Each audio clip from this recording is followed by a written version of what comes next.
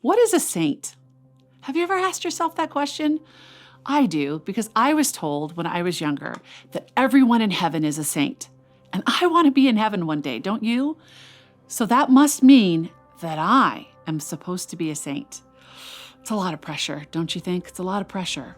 But it's possible, because all things are possible with God.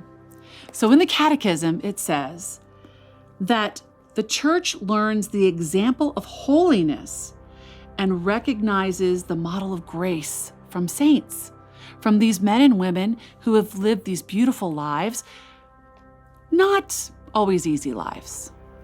You look at many of them, many of the apostles that were martyred. They died for their faith. You look at saints that had deep suffering, like Saint Therese of Lisieux. Like, she had tuberculosis and she only lived till she was 24.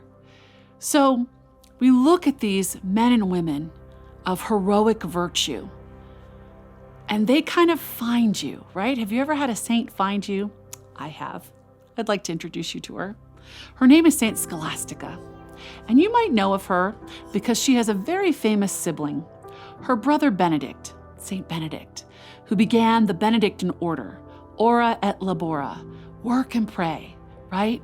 And so this is his sister who began her own monastery, Saint Scholastica, and she is famously known for the very last day of her life.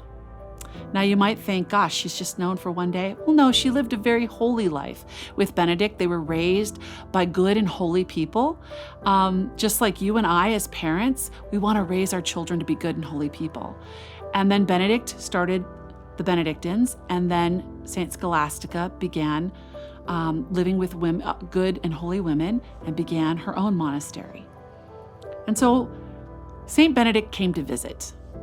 And she loved spending time with her brother. They had grown up together. They loved one another deeply. And she didn't get to see him very often, once in a few years. And so on this particular visit, she really had a deep desire for him to stay longer than he was able to. And so while they were talking through the evening, he gets up and he says, I really need to go now. And she sent a prayer to the Lord. And she said, God, could you just let him stay for a little longer? I really miss my brother and I just want to spend time with him.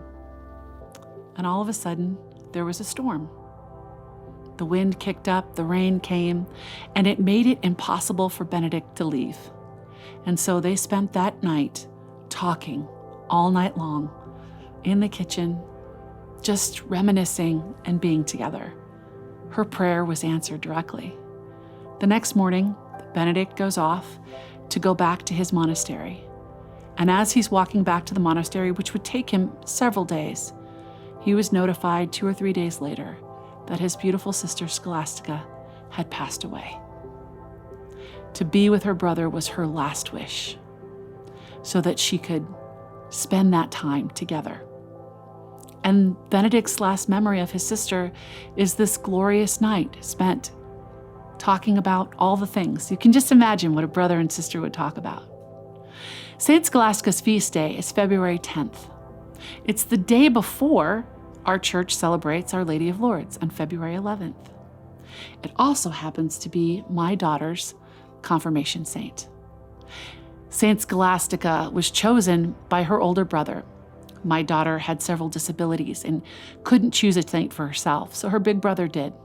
And he chose Saint Scholastica because Benedict and Scholastica, they loved one another, just like he loved his sister. And so she was confirmed Scholastica. And Saint Scholastica is known for being the patron of those who have seizures, of which my daughter suffered.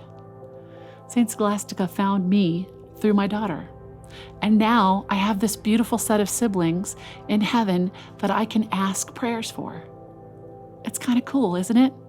The family that we have here on earth and the family that we have in heaven. We're one big church, one big group of love and grace, all made in the image and likeness of God. So who are you searching for? What saint, what kind of life will inspire you to find God in the life of that saint? What saint are you searching for?